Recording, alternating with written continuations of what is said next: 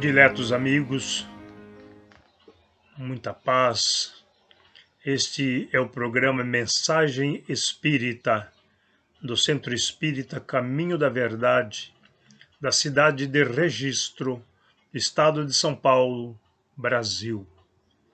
Nós estamos hoje dando sequência aos estudos que nos propomos a fazê-lo da obra básica da doutrina espírita, o Livro dos Espíritos.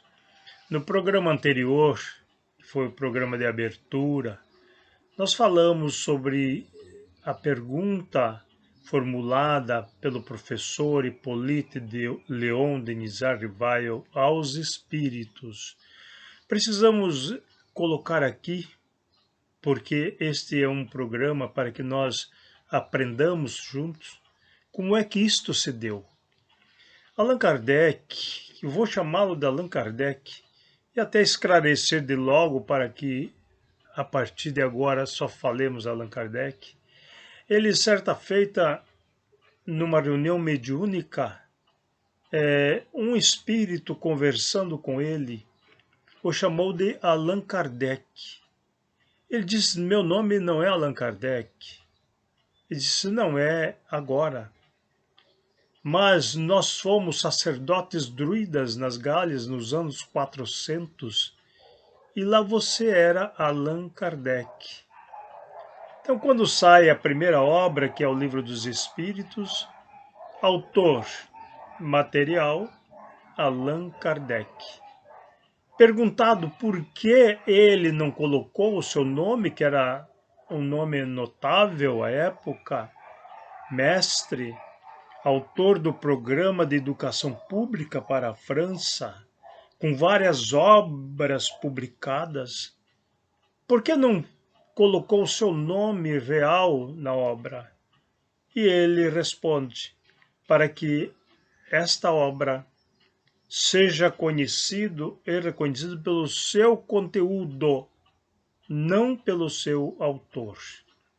E assim se estabeleceu o cognome Allan Kardec.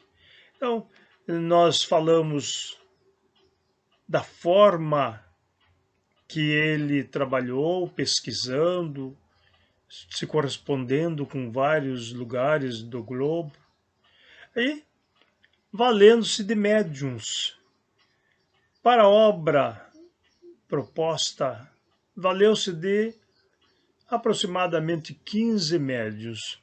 Sinceramente, eu não tenho um número exato, mas destes, duas jovens foram marcantes, que eram as irmãs Baldin. Ele fazia o preparativo, uma oração, e levantava a pergunta, e uma das meninas tocava numa cesta denominada cesta de bico. Também é bom que se diga por que cesta de bico, que antes as batidas nas mesas, depois ele foi orientado que fizesse uma cesta com caule, o lápis acoplado na ponta, ou giz sobre a ardósia. E ali ele formulava a pergunta, uma das meninas tocava a cesta, e ela, a cesta por si, claro, através dos espíritos, respondiam as questões. E assim foi feita, que a Deus, como nós falamos no programa anterior, é a inteligência suprema, causa primária de todas as coisas. Isso significa, Deus é esse saber infinito. É em tudo que nós tocamos, tudo que nós vemos, tudo que nós pensamos, a causa é Deus. E a questão seguinte, e eu vou ler para que nós aprendamos juntos, vem no seguinte teor: o que devemos entender por infinito? E a resposta: aquilo que não tem começo nem fim, o desconhecido. Todo desconhecido é infinito. Poderíamos dizer que Deus é o infinito? Definição incompleta.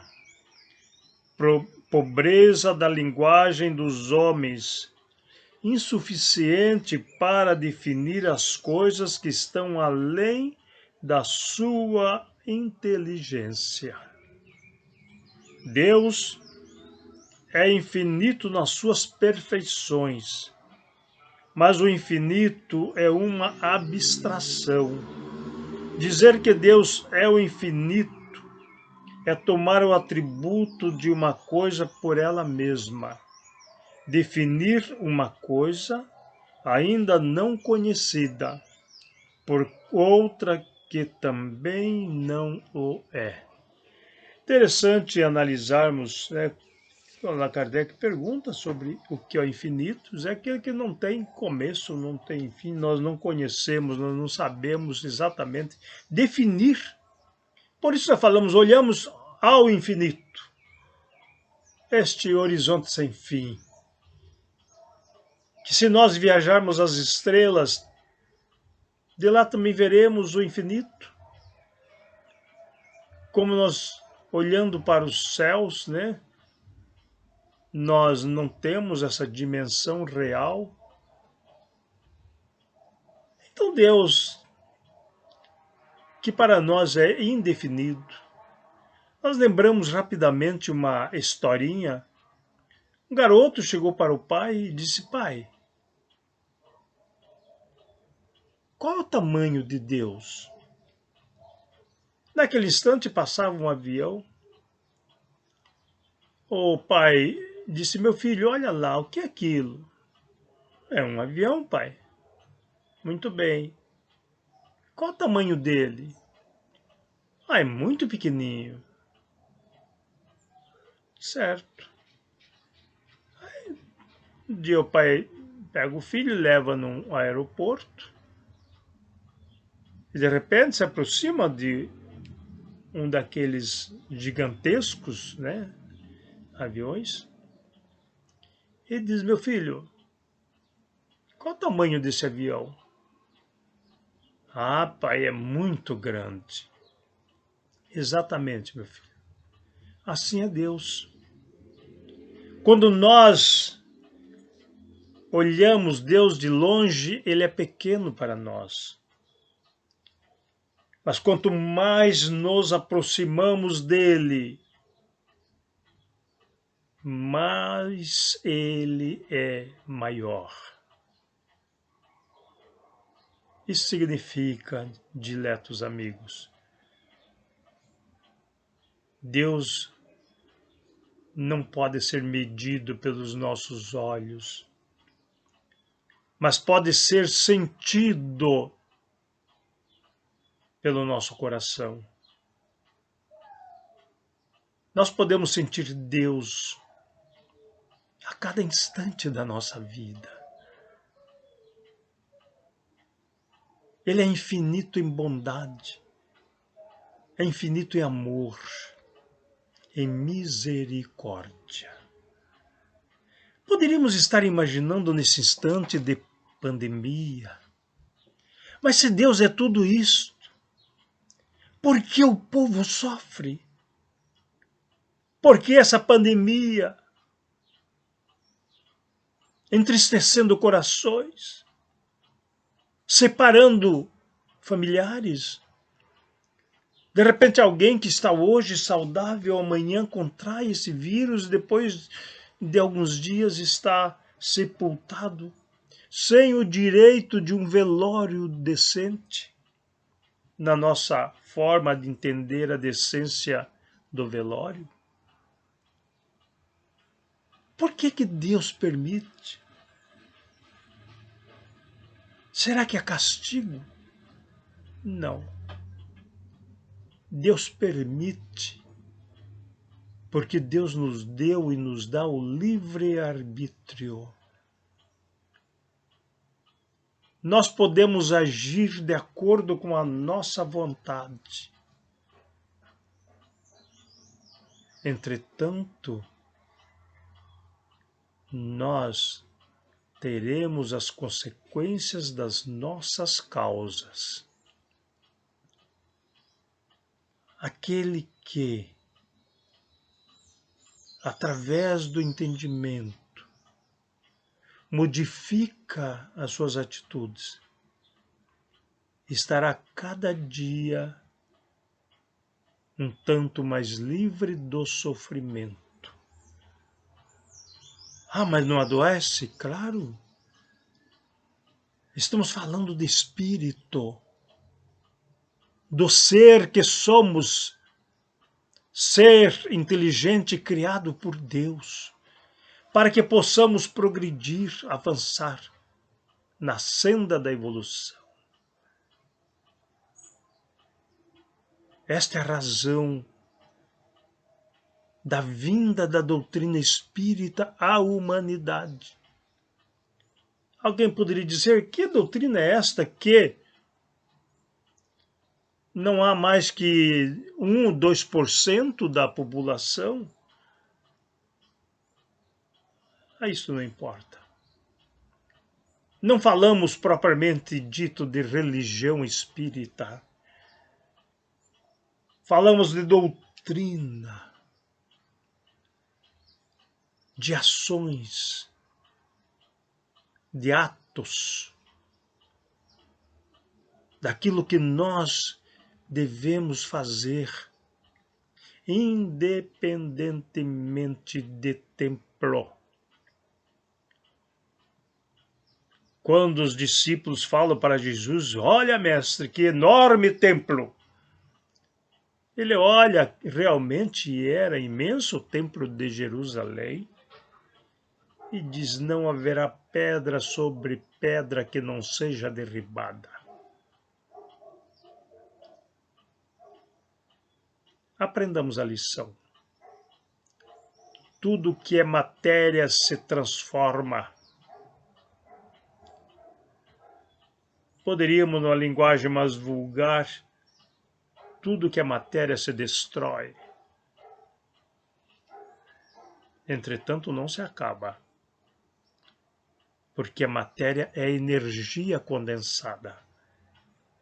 Ela volta ao seu status quo. Mas o que é espírito, dizia Jesus ao senador judeu Nicodemos. O que é carne, o que é espírito, é espírito.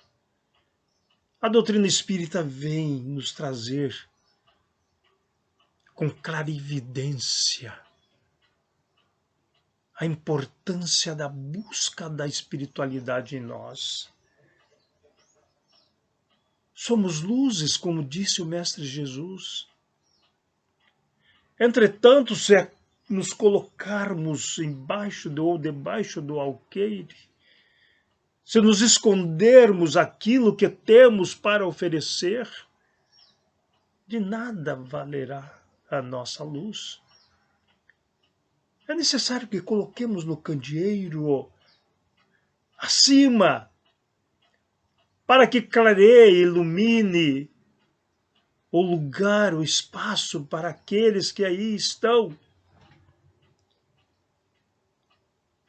Isso significa que aquilo que nós sabemos de bem, do amor, semeemos, dividamos, porque aquele que divide o amor multiplica. Quando eu digo eu tenho um pedaço de pão, mas se alguém está com fome e eu parto o pão, deixei de ter apenas um pedaço. Agora eu tenho 2 pedaços. Esta é a multiplicação do amor que haveremos de realizar. Este é o ensinamento da doutrina espírita. De olharmos o infinito e buscarmos Deus em nós, porque fazemos parte desse infinito. Assim nós vamos buscando nos ensinamentos, a cada dia, um pouquinho mais. Tá? Quando fala Deus é infinito nas suas perfeições. Podemos dizer assim, mas então esse sofrimento não é castigo? Não. Ele é infinito na sua perfeição. E quem é perfeito não causa mal, não castiga. Também, queridos amigos, Deus não perdoa. Ele nos dá todas as oportunidades. Faz com que nós entendamos que precisamos mudar as nossas atitudes. Somos seres ainda muito imperfeitos. Falamos de Deus, falamos do Mestre Jesus, que é o Espírito mais puro que Deus enviou ao mundo para servir de guia e modelo ao homem. Mas ainda prevaricamos. Ainda os nossos ímpetos prevalecem em muitos momentos da nossa vida. Então não valeu conhecer a doutrina espírita? O Evangelho do Mestre Jesus? Valeu sim. Porque é, como diz o adágio popular, que água mole em pedra dura, tanto bate até que fura. Lembrei do meu velho pai, dos antigos. Então, o ensinamento de cada dia, a busca, é como pegarmos a lima passando na ferramenta para que ela fique afiado, que saia a parte robusta, grossa, e fique no jeito de produzir. Por isso é que nós estudamos a doutrina espírita, que no decurso dos nossos estudos entenderemos que ela nada mais é do que a doutrina do Cristo, de uma forma hoje mais detalhadas. Que busquemos o Cristo. Vinde a mim, vós que estáis em sofrimento e vos achais sobrecarregados, que eu vos aliviarei.